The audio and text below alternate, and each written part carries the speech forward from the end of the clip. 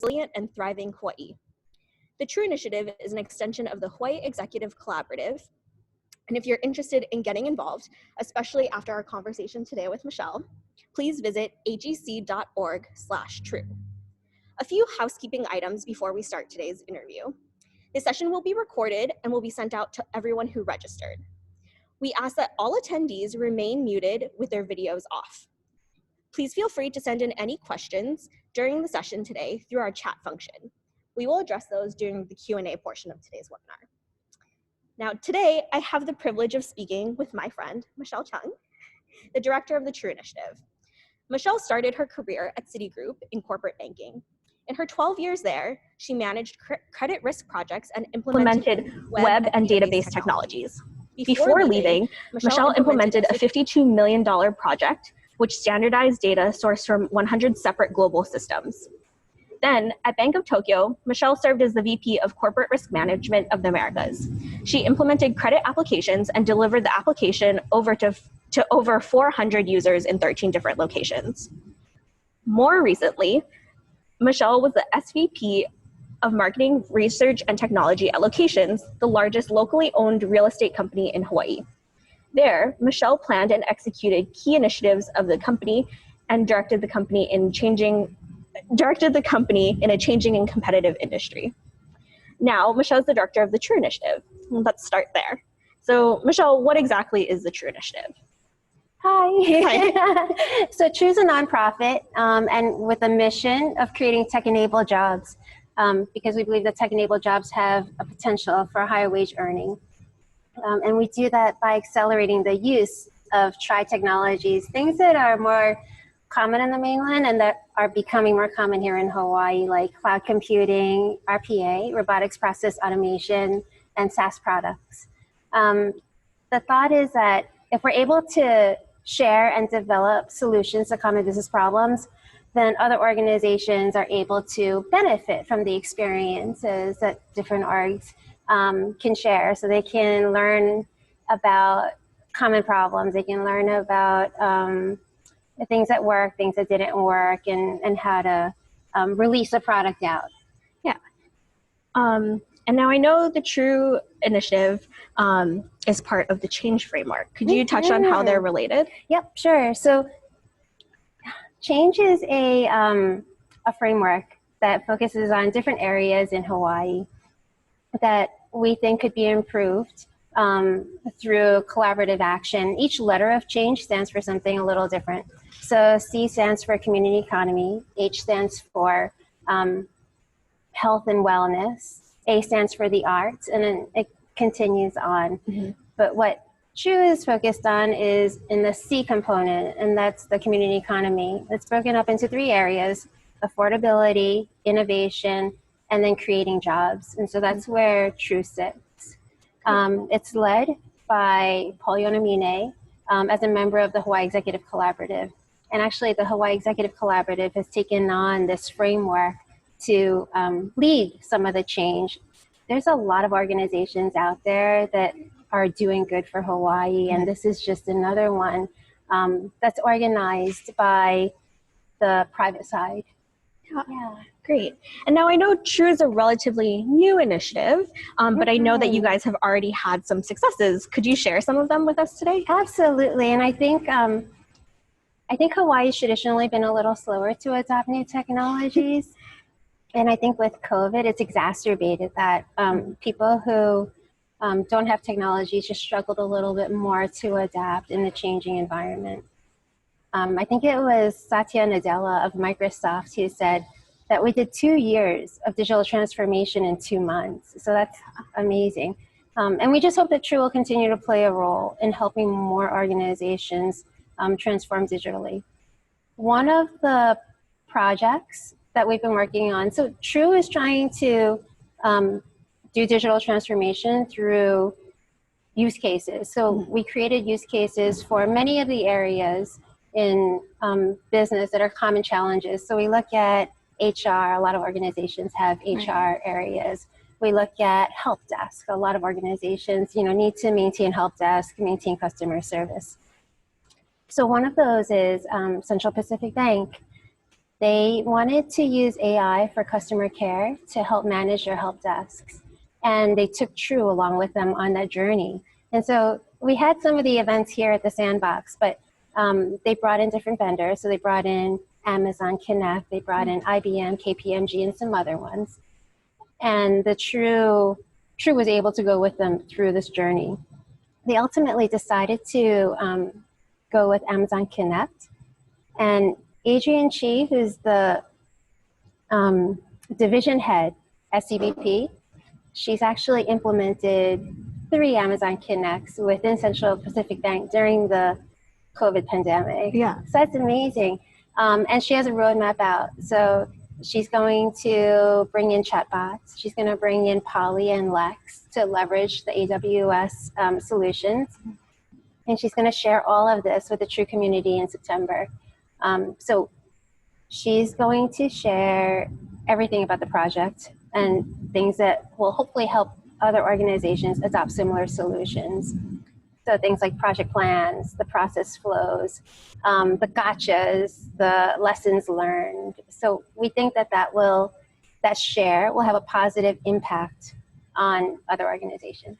Right. So instead of every organization having to reinvent the wheel when they vet this new technology, instead they can leverage the collective brain power of True to make those decisions and move things along faster. That's exactly it. And then we're hoping that if other organizations do have common challenges, I want to increase my customer service. I'm getting the same question 20 times a day. How can I be more efficient and effective at handling these calls? That they'll consider solutions. And Adrienne will be able to share some of that. Very cool. And I know that Adrienne will be a guest in the Women in Tech series later this year. So I'm really excited for that. Me too. Yeah. Great. Okay. So as you know, part of this series is really to focus and highlight different roles in the tech industry. So can you share more about what your role is? Like, what does it mean to be the director of this initiative? What does your day-to-day look like? Yep. So because True is new, it's almost like it's similar to a startup environment. So I do whatever is needed to make sure that we can fulfill our mission. And then we share the mission, get additional supporters on, get people to benefit from what True has to offer. And then we also try to drive some of these solutions. And then I think the other part is really listening to what the challenges are that people are facing. So during COVID, there's been a need for call centers and chatbots. So we'll jump into those areas to support further. And we're technology agnostic. So we really look to the business objective, business solution, business problem, and then talk through that. Yeah. Great.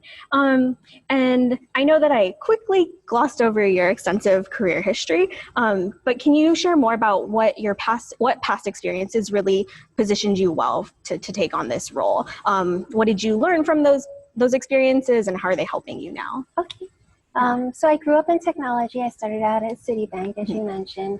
I took a pretty traditional path in technology. So I started out as a developer, became a tech specialist, did business analysis, data analysis, and ultimately did project management. Citibank was large enough that you could switch within the organization and continue to learn and grow. So every 2 to 3 years, you were tapped for maybe a different opportunity. So it was great. And it was also a regulated industry. So it was very structured and disciplined. So I was able to learn those things.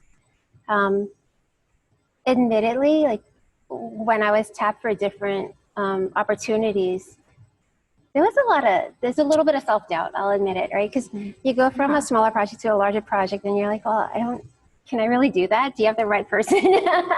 And I think that you learn there also, it helps you stretch. Yeah. So after that, I went to Bank of Tokyo. I went over to the business side, and I was able to implement the systems and integrate it into their existing processes. So that was fun because I got to travel a little and see different places and learn a different culture. Yeah. And then most recently at Locations, I was able to extend beyond just technology to a lot of the different disciplines, breaking down the silos. And so I saw the value of integrated solutions. I think the larger organizations, I maintained a lot of focus in technology, but with locations, we had a broader view of it. So I implemented systems like Salesforce, business intelligence, and others, mostly to improve efficiency and then to get data out to the people who could use it for decision making. So throughout my career, it's all been about change management, technology, leveraging technology to become more efficient, leveraging the data. And so when I left locations, I was fortunate enough to meet Eric Keenan, who is on the True committee, and he was the one that introduced me to True. I'm hoping that I can take some of my experiences at the other organizations and extend it to other organizations that are facing similar challenges in their like change management and tech adoption process. Right. And that change management piece, I want to go back to that because that's something that you and I have talked about, how technology doesn't exist on its own. The human adoption aspect of it is so important. That's what change management is. And I think that for some of the folks who are joining us today, that might be kind of a new term. So maybe could you just elaborate more on that? Yeah, I think that it's funny because a lot of people will say, you know what, technology is the easy part because you just have to develop it and you can figure out different ways and it's a puzzle that you can solve. The harder part is really the people part.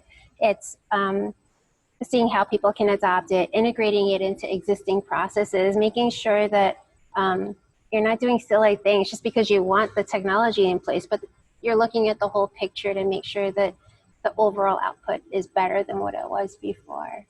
Yeah, so it's all of that. And it's I think it's fun and it's really interesting and impactful. I think when people come along on the journey with you and they see the before and after. Right. Yeah, that's great. So I want to go back to, the part of your career journey where you moved from New York, very large market, to Hawaii. Can you share more about what brought you here? Tons. I'm afraid that it won't be that surprising. When I moved over here, the way to find jobs in New York was through job boards and then your network and recruiters. But when I came over here, all the job boards were empty and I found my opportunities through Craigslist. But I noticed two things about Craigslist. One is the number of opportunities. They were a lot fewer when I came over here. I feel like in New York, you could throw a stone and land like different opportunities. But here they were really few and far in between for what I did. The second thing was that the offers were significantly lower. So they were probably 50% of what I was earning. And that was really hard because as a young professional, you work really hard to climb and make sure you prove yourself and do well and be financially stable. And then to have to adjust to it, it's hard. Yeah.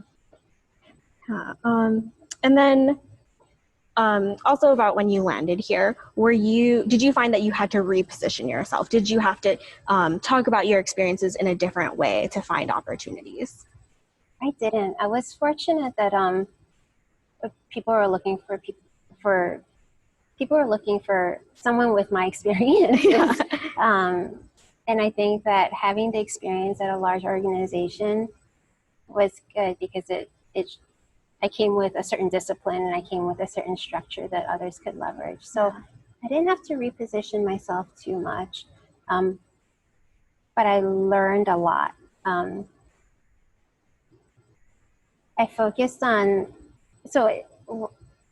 in New York, it was mostly app development and change management and technology. So I had to just extend it a little beyond that to show that, it's more well-rounded than just technology. I don't know. That makes sense.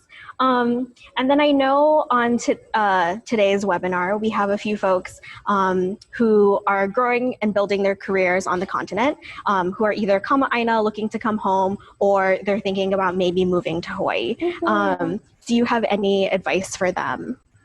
I can share what's worked well with me. I think my last position was at Locations, and we learned that locations is everything. Relationships is everything, and the importance of it. So I would say it's all my thoughts are about relationships. So leverage your existing relationships. If you're thinking about coming to Hawaii, see who in your network is here, reach out. I'm a strong believer of telling your story, because that's how people get to know you, your values, and your strengths. So it's not just, oh, I'm looking for a job in tech. It's more, this is a journey I've gone on. These are the things I can do. Because you collect your experiences and you become a collection of them. Right. So I believe in telling your whole story. And that's how Eric was able to link me up with True. I think that after I left Locations, I knew I wanted to give back for a while. I wasn't quite ready to enter the job market. But when I shared that I wanted to give back, that's how I learned about True and met all these amazing people. My second thing would be to create the relationships. Join professional organizations. There are meetups. Chuck Liddell has a meetup. It used to be here, but now it's virtual on Salesforce. And I think that Young Professionals Network is another one that I hear is amazing. Create new relationships through some of these organizations. Right. And then the last one is volunteer. So I think that when I first moved to Hawaii, I did volunteer with Locations Foundation. And that was some of the strongest relationships that I made. I think that people know your values when you volunteer. You're giving. And so they see the best of you when you volunteer. Right. So I think that's great. But get involved. Yeah, great.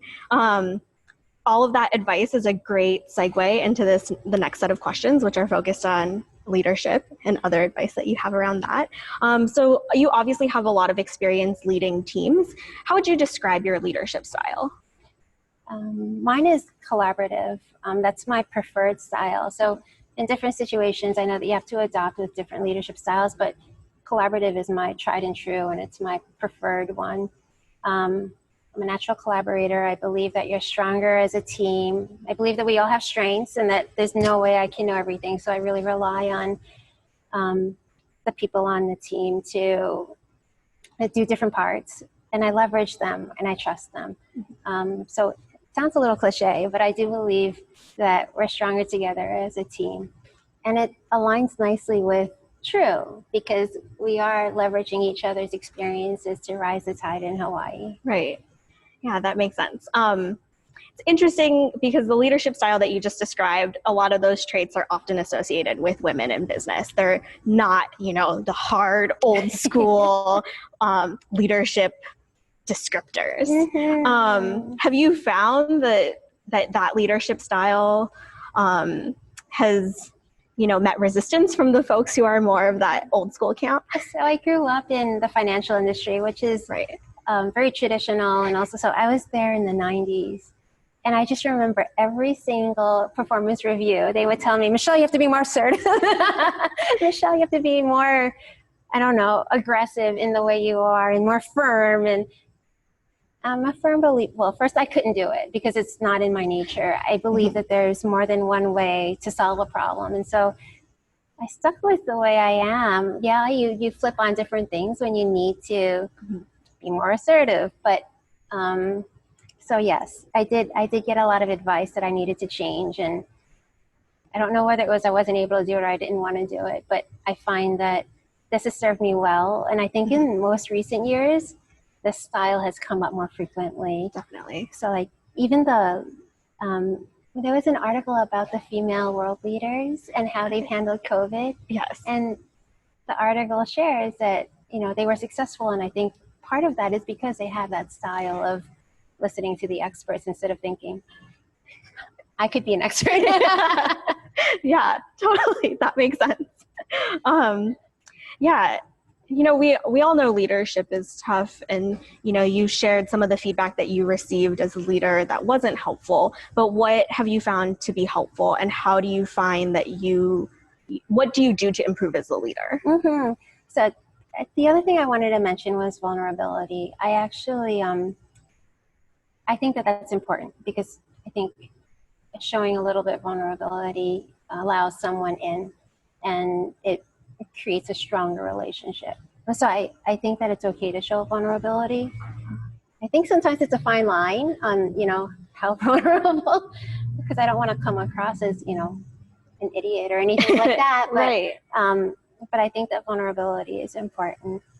And I also, something I've learned in True is that leaders that look beyond just their organization, or people that look beyond just their discipline, grow more. And I think that that's an important aspect as well.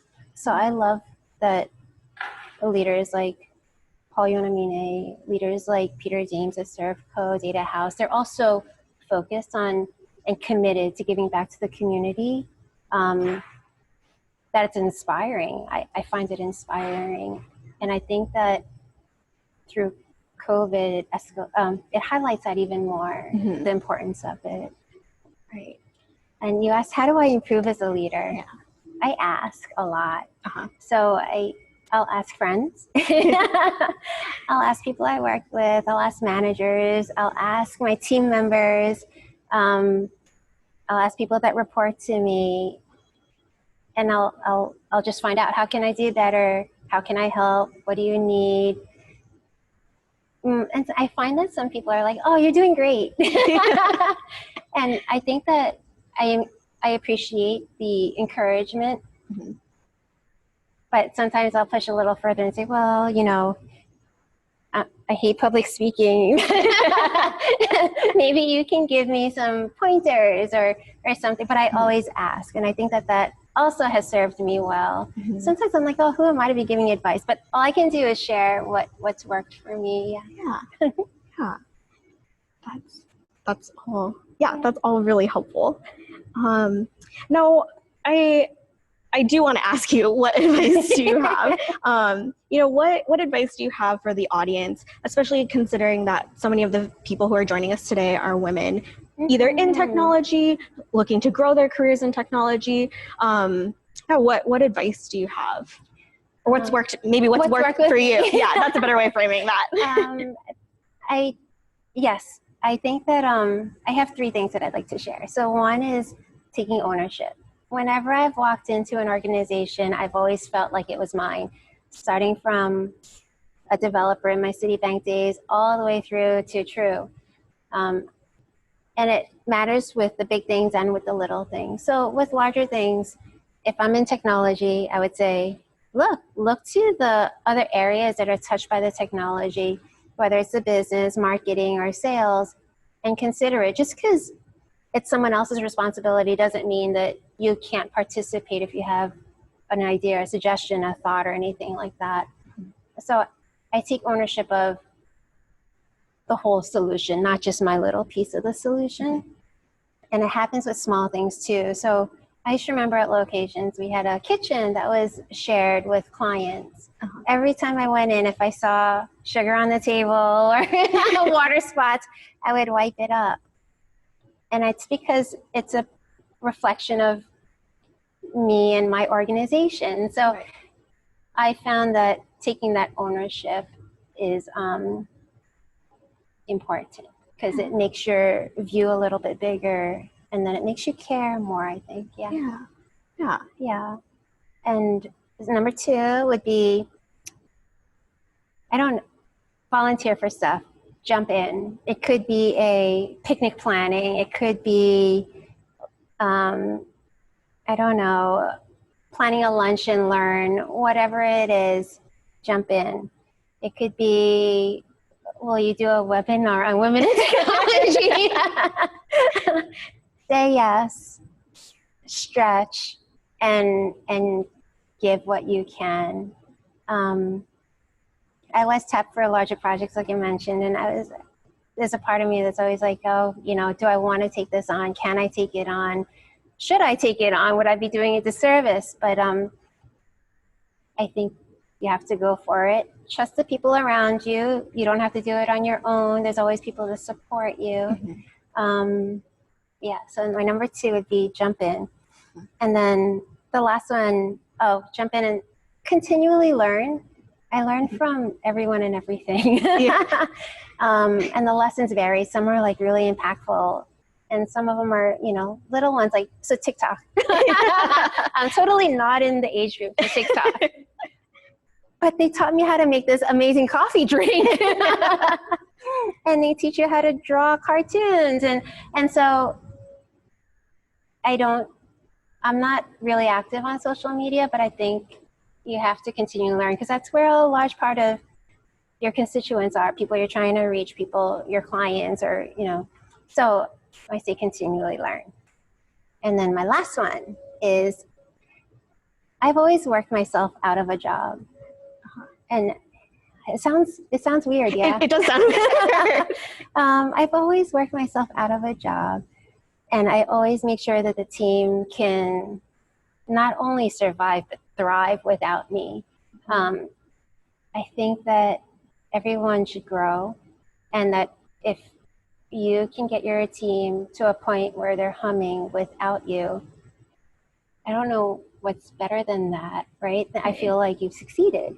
Definitely. And then it also frees you up for other things that you might be called to do. Right. That totally sounds like it ties back into that idea of collaborative leadership. If everybody feels like they're a stakeholder and they're part of the team and they're doing their work, then they're able to get their work done instead of always having to come to you for a decision to get your approval for the next step. So like it just makes more efficiency, like it makes more sense efficiently to be efficient. Yeah, I think that for that one particularly, I like to give people the opportunity, and if they need support, I'm always there, but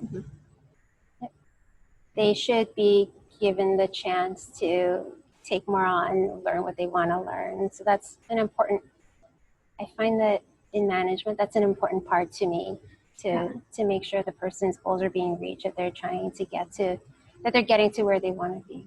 Yeah. And to me, I also hear a lot of, the importance of vulnerability in what you're saying right now.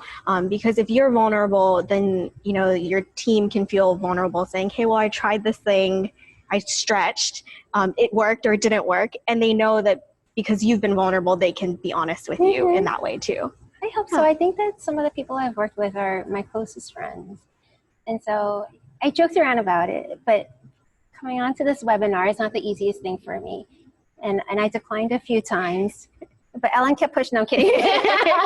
I'm totally kidding. But some of my friends are like, we should do it. Why not? I think and here's another one. I doubt myself a little bit. And so I'm like, what could I possibly share that would be valuable to people? But it took someone saying, well, what you've shared helped me, so you should share. Right. To get me to do stuff like this. So. Yeah. I feel like I'm learning a lot right now, so I'm glad that you are sharing. I want to transition a little bit into managing things outside of work. You and I have talked about the fact that women end up managing most of the household labor and responsibilities, like coordinating childcare and or kupuna care, cooking and cleaning. And a little stat, in the US, in opposite sex couples, women spend about 4 hours a day on unpaid labor compared to 2.5 for men. And that stat is coming from the OECD. The organizing team behind the Women in Tech series have also talked about this very true fact. And we've had a few conversations about how to approach it. We've decided that it's actually a disservice if we don't bring it up in this series. So that being said, can I ask you how in your family is work divided? And maybe before you answer that, I did have another question for you that kind of ties into this, and that's what brought you over to Hawaii? And I'm asking that now because I know the answer, and it does tie in to this question. Yeah, so I moved over to Hawaii because I met a nice guy. It sounds really cliche, but I did. And we decided to start a family here. And how is work divided at home? I think we do what we need to do. We're a team. And so if I have to work late, then my husband does the cooking. If he ends up having to take a trip or do something like that, then I adjust. We remain flexible, but can't starve the kids. So someone's got to, so we do what we need to do. I think we both make sacrifices. We also try to play to each other's strengths and things that that we like to do. The kids don't eat as much when my husband cooks. So sometimes I do a little more cooking. So things like that. So we're a team, and we try to make it work as best as we can. Yeah. Again, a very collaborative approach. I like it. And now can I ask you, how has that changed with the COVID pandemic? I know that your kids ended up completing their school year via distance learning. So what have the last couple of months been like in your family? It's crazy. When we were all home, there were times when all four of us were on Zoom calls at the exact same time. And you just have to juggle, and we did the best that we could. Every Zoom call I'm at home, people that have been in meetings with me will know they get I have my own personal Zoom bomber. So my daughter will come in, see if I'm really working, because she'll hear me laugh sometimes, see that I'm working, say hi, and walk out. I think that that's just a reality in a lot of people's lives. We balance, we do the best we can, we stay as flexible as we can, because things change so frequently. And again, it's just, working together as a team. And I have to say, I have a lot of respect for teachers in general, but through this pandemic, I have even more respect for them and what they do. And I don't know how they handle 20-something kids when I can barely juggle two. Yeah, but I think, like everyone else, we do the best we can. Yeah. Again, as a team together. I guess that might be one of the themes, I guess. Yes. Yeah. Okay. So now we're going to open it up to questions from the audience. And I think while we're waiting for those to come in, I have a few more questions for you. I think you've shared a lot of great information, and I'm trying to digest all of it. But I think what would be helpful for me is if you could share a few more concrete examples other than your time at locations. When else have you walked in like you've owned the place? And maybe if you could give like a big example and also like a smaller example, just like to help folks wrap their head around what does it mean to take ownership of something? I think it's acting like you own the place and looking at everything big and small. So if I am on a technology project and I'm only responsible for, the data component, you still take an interest in what the user interface looks like. You still take an interest in who's using like the back end, where the data goes and how you can best use it. I don't know. It's looking beyond just your little, like your focused task and your responsibility. With a larger or maybe with locations, I can say we would always have, we had monthly meetings where the whole team just got together. It was maybe 50 strong. We would celebrate each other's birthdays and different things like that. But every month, a different department would host the meeting, and we would all just jump in on everything that's needed, right? If it's lifting a table, it's lifting a table. If it's cleaning up after, it's cleaning up after. And the part I loved about it, and the guys that were on the team will probably just roll their eyes, but we all just did the things that we needed to do. It wasn't like some people just walked away and thought, oh yeah, I'm better than that or anything like that. Everybody just acted like a team and pitched in where they needed to. Right. And the ownership part of that is you're not just a person that's observing, you're actually part of it. So right. So I don't know. Does that do it? Yeah, that makes sense. That's great. Let me see. Okay, it does look like we have a couple of questions here. Okay, so first one is focused on looking back at Hawaii. So what do you think are some of the barriers to technology adoption here in Hawaii? Do we have unique challenges that make adoption difficult here? And what would make your work within the True Initiative easier? Barriers to adoption. I was curious too, so I asked. And what I learned is that some of it is cultural. I think that in some cultures, failing is a really bad thing. But with this new, it's not even new anymore, but with agile and with the way the pandemic has impacted technology, failing is okay. You just have to try it and go. And I don't know if you've heard the term fail fast, but that's, one of the, I think that's something that we accept a little bit more now. And then maybe starting small. I feel like we spend a lot of time planning. And in planning, there's analysis paralysis, or it gets too big, or it's, do I want to invest this money in it?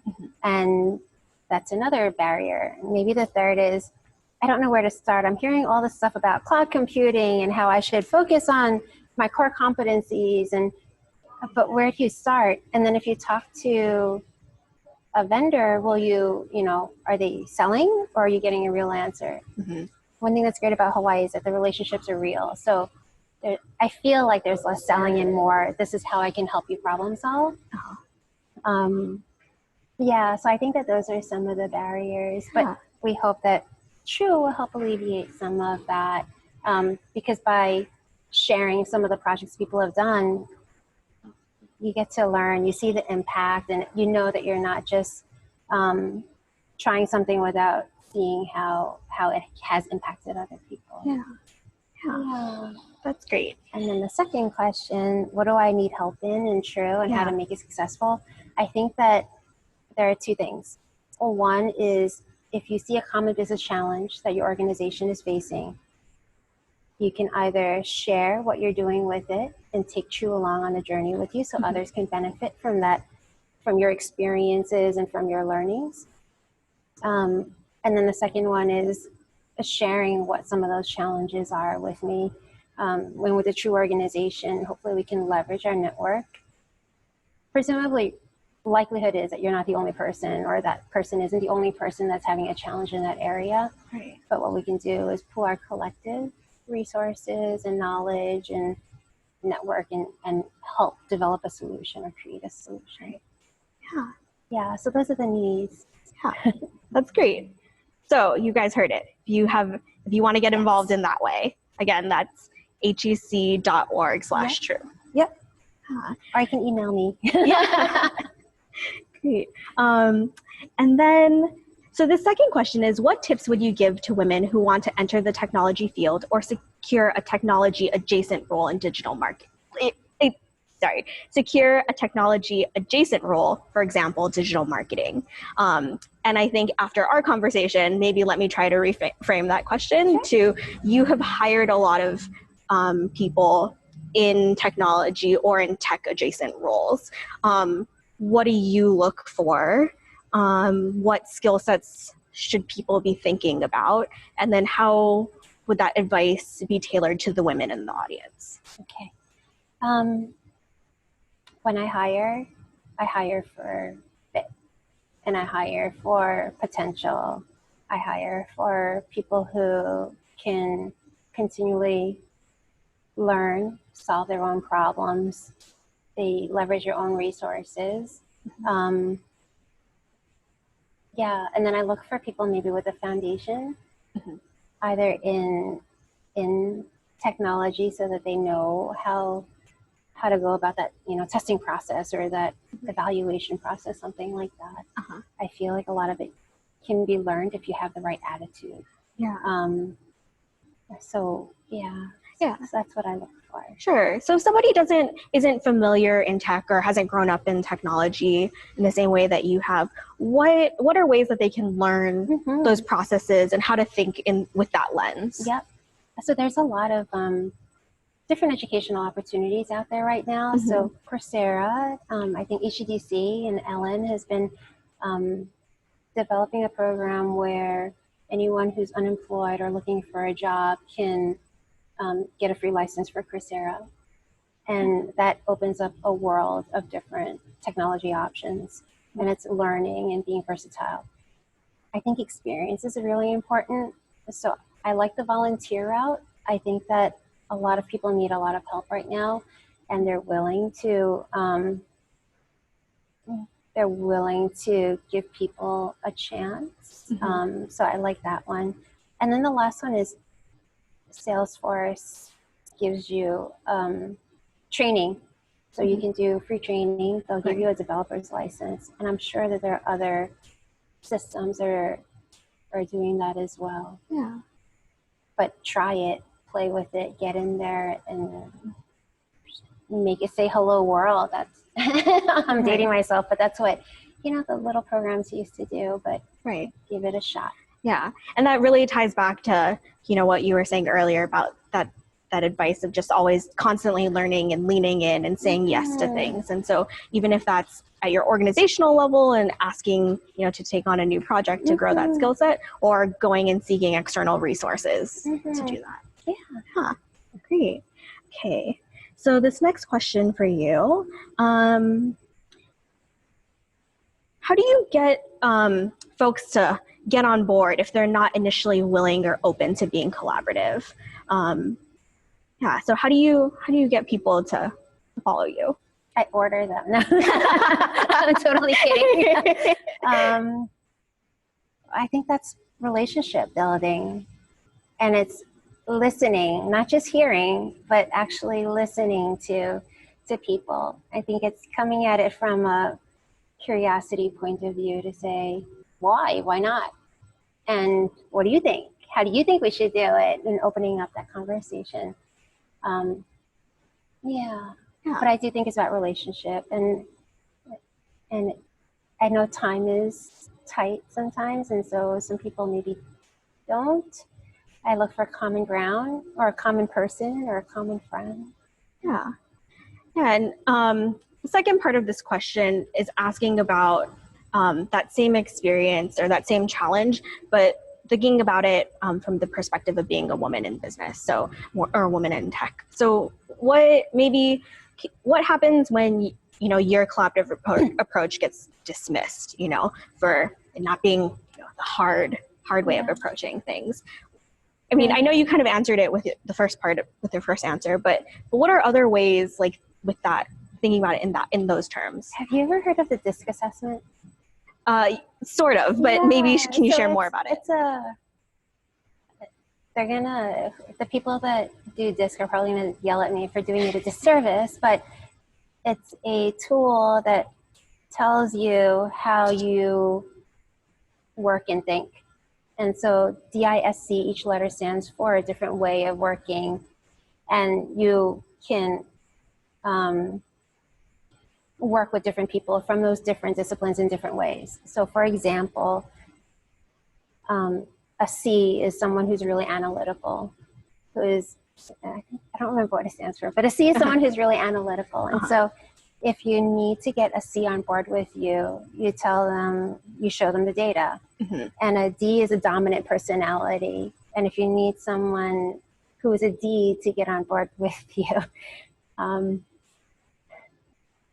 then you give them the facts, and you give them the results, and you give them so there's that. There's, learning about the things that work for different people, and adapting your style to match the other person's.